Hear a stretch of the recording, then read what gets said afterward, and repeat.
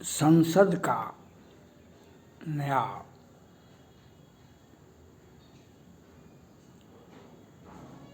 वह संसद का सत्र बुलाया गया है और यह सत्र कांग्रेस पार्टी को दिक्कत है। हम महाराष्ट्र चुनाव हार गए, हरियाणा चुनाव हार गए। भाजपा को दिक्कत है, हम 400 के पार लाए का नारा दिए थे, हम बीच में ही अटक गए। तो सबको अपना अपना वेदना है, सबको अपना अपना वेदना है, अपना अपना कष्ट है। हम चले थे बेताज बादशाह बनने, हम बीच में ही रुक गए, बीच में ही हम बीच मझधार में हमको छोड़ दिया सबों ने। तो कल आंध्र प्रदेश के मुख्यमंत्री ने कहा, प्रधानमंत्री जी ने राज्य परिषद की जो बैठक बुलाई उसमें सबों का बात सुना और हम उनका कहने का मतलब ये था कि जो हम मोदी जी के साथ हैं, एनडीए के साथ हैं, ये जो विपक्ष जो है, दो खुट्टा पर विपक्ष का आरोप है कि एक खुट्टा है नीतीश कुमार जी, एक खुट्टा है तमिलनाडु के मुख्यमंत्री जी, क्योंकि उनके पास में 12-15 सांसद हैं, इनके पास में 12 सांसद हैं। तो ये दोनों अगर उनसे अलग हो जाते हैं तो सरकार को हम हिला डुला सकते हैं। भाई या हिला डुला सकते हैं, ये बात सही है, आंकड़ा ये बताता है, लेकिन आपका नेता कहाँ है? राहुल गांधी जी कहाँ हैं? राहुल गांधी जी खुद अपनी जिम्मेवारी से भाग रहे हैं। वे कहीं सड़क पर चलते हैं, अपनी जिम्मेदारी से भाग रहे हैं, तो दूसरे के कंधे पर बंदूक करके नहीं चला जा सकता है। उन्हें जब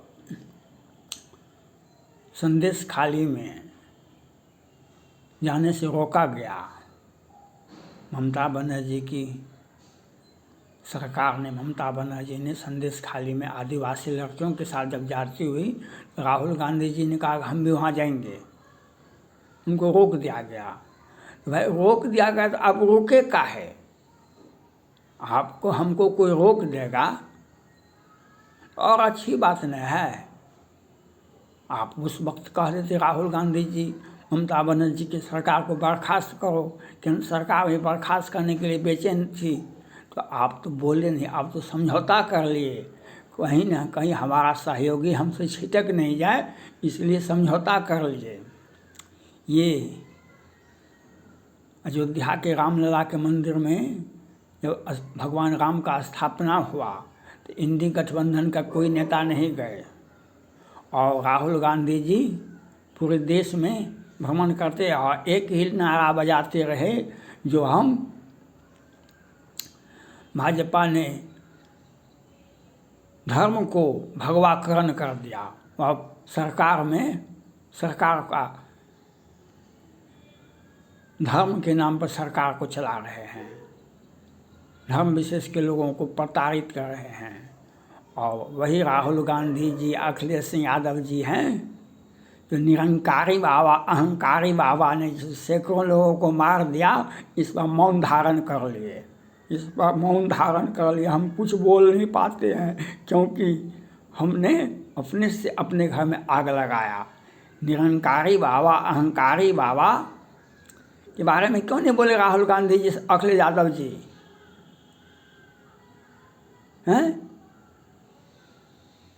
रामलला के मंदिर का विरोध किए, अहंकारी बाबा, निरंकारी बाबा के बारे में बोलते हैं, जो पुलिस उसे गिरफ्तार करे, उसे बीच चौराहे पर फांसी दे। नहीं, हम काहे बोलेंगे, हम सैकड़ों को मारवा दिए, लेकिन हम कुछ बोल नहीं, क्योंकि हमारा पार्टी तो टूट जाएगा ना, हमारा पार्टी, हम विपक्ष का नेता भी नहीं आ पाएंगे। तो अखिलेश यादव जी कहाँ बोले, ये राहुल गांधी जी कहाँ बोले, क्योंकि था कि हम कैसे अखिलेश यादव जी का विरोध करें। तो आप लोगों में अपने आप में खोट है, अपने आप को कष्ट है। राहुल गांधी जी को सत्य बुलाया जाना चाहिए और सत्र में यह बात होना चाहिए। हमारा डेमोक्रेसी है, हमें फंडामेंटल राइट है, हम अपनी विचार अभिव्यक्ति का अधिकार हम रखते हैं। हम विचार अभिव्यक्ति और विपक्ष को इसीलिए चुना जाता है, अगर विपक्ष नहीं रहेगा तो सत्ता पक्ष तो निरंकुश हो जाएगा। विपक्ष नहीं रहेगा तब तो देश की सार्वभौम सत्ता राज्यसभा, लोकसभा और राष्ट्रपति के पास में है, और संसद ही हमारा जो है कानून बनाता, वही में जनता का प्रतिनिधि चुन करके जाते हैं। तो वहाँ पर बहस होना चाहिए और खूब बहस होना चाहिए, भरपूर बहस होना चाहिए। सत्ता पक्ष को भागना नहीं, अगर भागते हैं तो आप आरोप तय हो जाएगा।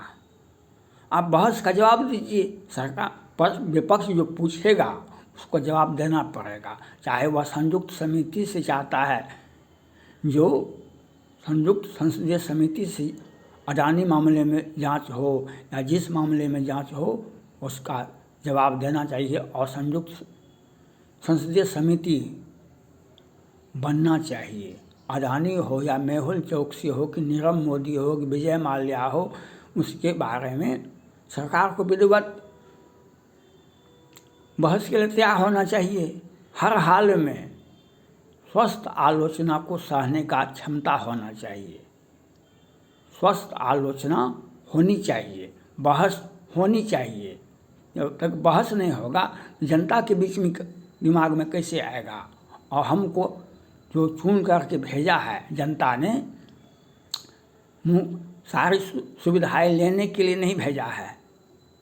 हम अपने क्षेत्र का प्रतिनिधित्व करते हैं, तो हमको विचार रखने का अधिकार है। या राहुल गांधी जी हो, विपक्ष हो या सत्ता पक्ष, अपने मुद्दे, आपका जो सत्ता में है तो आलोचना किसका किया जाएगा, सत्ता पक्ष का ही आलोचना किया जाएगा। और सत्ता पक्ष को अपना सफाई देनी पड़ेगी, आपको मजबूती से आपको अपनी बात को रखना होगा। हम हर हाल में बहस के लिए तैयार हैं। भागना, अगर विपक्ष सत्ता पक्ष अगर भाग जाती है बहस से, संयुक्त संसद के संसदीय दल से, कमेटी से, अडानी मामले पर होना चाहिए संसद का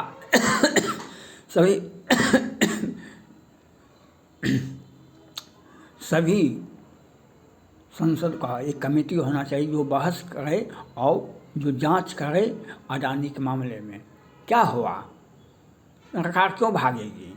वक्फ बोर्ड पर संयुक्त संसदीय समिति बना, जांच होगा, सरकार निर्णय लेगी। विपक्ष को भी चाहिए कि हर हाल में आप अपनी बात को चतुराई से नहीं मजबूती से रखिए, एक स्वस्थ आलोचना। आप जनता आपको कैसे, अगर भविष्य का में आप सत्ता में चाहते हैं, राहुल गांधी जी के नेतृत्व में इंडिया गठबंधन का नेतृत्व अगर भविष्य में भी आपका सत्ता में चाहते हैं आना के लिए, तो आपको हर हाल में